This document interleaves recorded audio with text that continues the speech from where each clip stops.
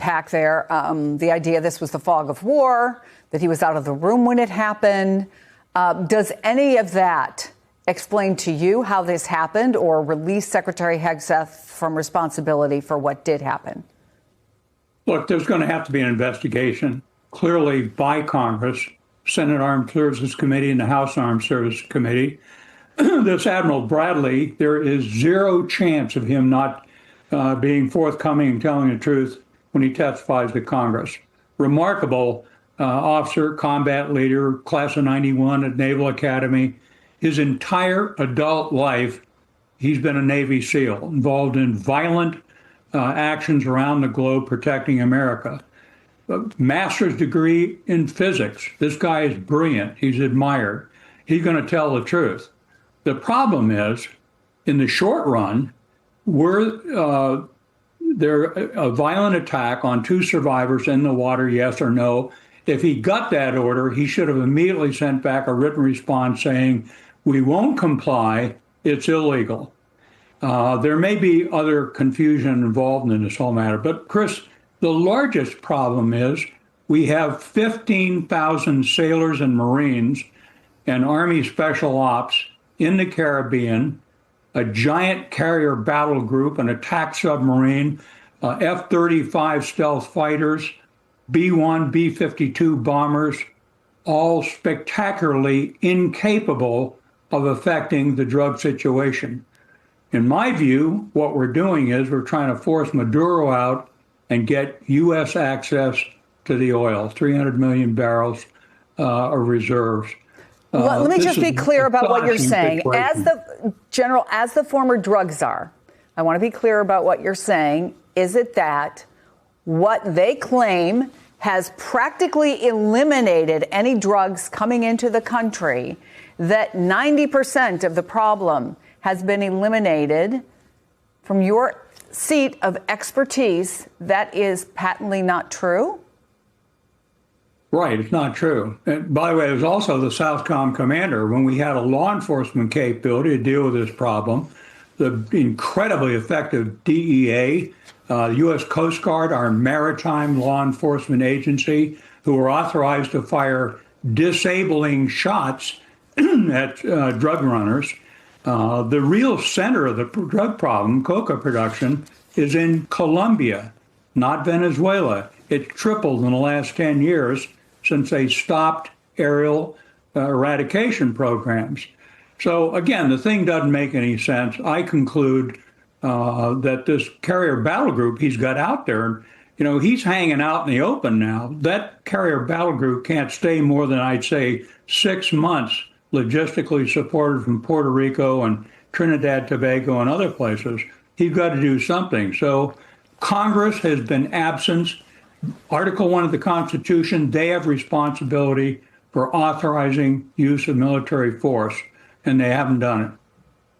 Now there's the question about Pete Hegseth. And Michael, I want to play part of a speech that the Secretary gave back in 2016 at the Liberty Forum. I do think there have to be consequences for abject war crimes. If you're doing something that is just completely unlawful and ruthless, then there is a consequence for that. That's why the military said it won't follow unlawful orders from their commander-in-chief. There's a standard, there's an ethos, there's a belief that we are above what so many things that our enemies or others would do. And yet George Will wrote just this morning in the Washington Post, Hegseth seems to be a war criminal without a war. I just want... Second lieutenant, platoon leader in Iraq when that happened, and the shockwave that sent through our own force. The idea that we would do that it undermined morale, it undermined cohesion, it undermined our sense of legitimacy. It certainly changed how our allies and partners viewed us. And that's what's happening today. And if we don't want that to happen, then we need to have full, transparent access to the facts. And you mentioned it being legally dubious. If the facts turn out to be the way that has been reported, it's not legally dubious anymore. It is straight, blatant, unlawful, whether it's a violation of our own federal criminal law, whether it's a violation of human rights law, whether it's a violation of the laws of war. It's a crime under all three. And it's pretty clear. And it's not just the buck stops with the president. Ultimately, he should be accountable for this. However, he has criminal immunity for official acts, thank you to the Supreme Court. However, Admiral Bradley probably doesn't. And Admiral Bradley is someone, given his extraordinary career and extraordinary experience, ought to know better. He should have, if the facts turn out to be the way they are alleged, he should have known better. He should have said, this is unlawful to do, to say no quarter, no survivors, and then to target shipwrecked soldiers, or I'm sorry, shipwrecked crew members. That is as clear a violation of the law as I've ever seen. CNN has obtained exclusive details on the Pentagon's watchdog review of Defense Secretary Pete Hegseth and other top national security officials' use of the app Signal to discuss attack plans leaked in March. I want to get straight to Zach Cohen, who has the story. Zach, what are we learning? Yeah, Dana, this report is still classified. It has not been publicly released yet, but sources telling me and our colleague Jake Tapper that the Inspector General for the Pentagon did conclude that Pete Hegseth, the Secretary of Defense, risked compromising sensitive military information which could have endangered American troops and risked mission objectives when he used Signal to share that information about an ongoing military operation targeting the Houthi rebels in Yemen. That was back in March. You may remember that these messages were revealed after Atlantic reporter Jeffrey Goldberg was accidentally added to this Signal group chat. And some of these messages are so specific, one of them even saying from Hegseth, quote, "This is the exact time the bombs will drop." So the Inspector General has been investigating Hegseth's use of Signal for several months now, since April. And we're now finding that he came to the same conclusion that many of the critics, current and former U.S. officials did at the time, that Hegseth should not have been using Signal to communicate this sensitive information to other Trump officials, and that he could, the potential consequences of that could have been dire. The IG also concluded, too, that there was no documentation, as far as they could find, that Hegseth made a choice to declassify this information before sending it to the Signal group chat. Now, that's important because we know that the information itself was from a document that was marked classified at the time, and the Inspector General was looking at, among other things, whether or not Hegseth did appropriately declassify it before disseminating it. And one other interesting note, too, Dana, is that Hegseth apparently did not sit for an interview with the Inspector General, resisted doing so, instead provided his responses to their questions in writing. So this is the most fulsome picture that we're getting of this report that's coming from an independent watchdog, one that has been really meticulous in reviewing the facts, acquiring documentation related to Hegseth's use of Signal, and is now offering its assessment that really aligns with what we've been talking about for months now. Wow. I mean, this is a big deal. Zach, thank you so much, and to Jake as well for breaking this news. I really appreciate it.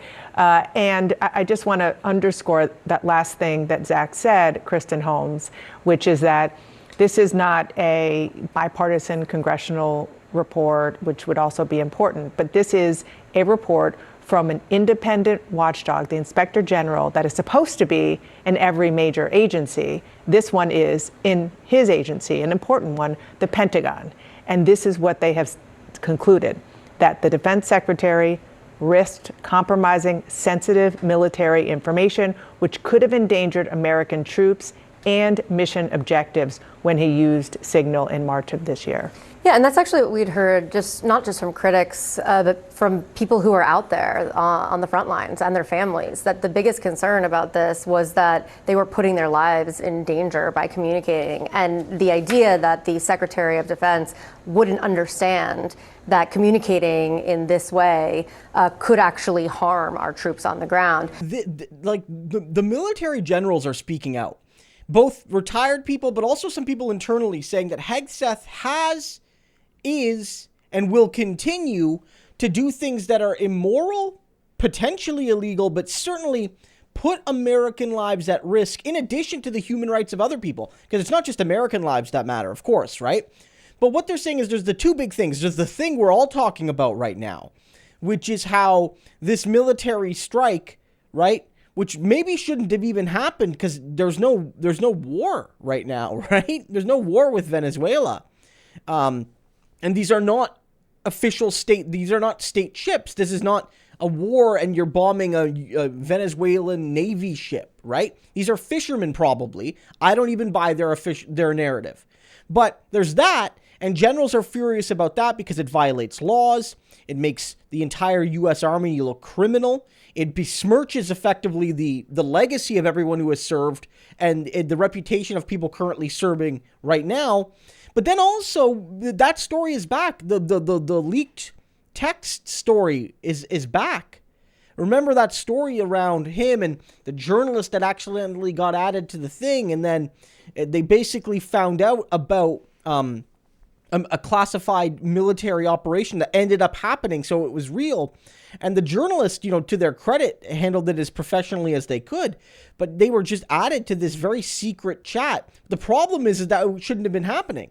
These chats shouldn't have been happening. You do not have group texts with all the big U.S. government officials talking about the top secret thing they're going to do. Because, again, that puts lives at risk. Even if what they were planning in that case, I don't know if it violated any laws. I wouldn't be shocked.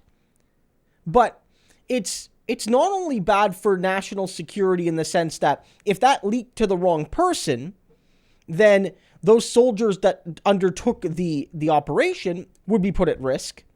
The success of the operation will be put at risk, but also in the future, it hurts the United States with its allies, as does the boat bombing scandal. Because if you're an American ally and you're, on the fence with Trump as president about whether you can trust the U.S. to not be war criminals and trust the U.S. to be careful and fair with your information that you share with them, your top secret info you share with them. With Hegseth and Trump, you cannot be sure that they won't do war crimes and leak your info.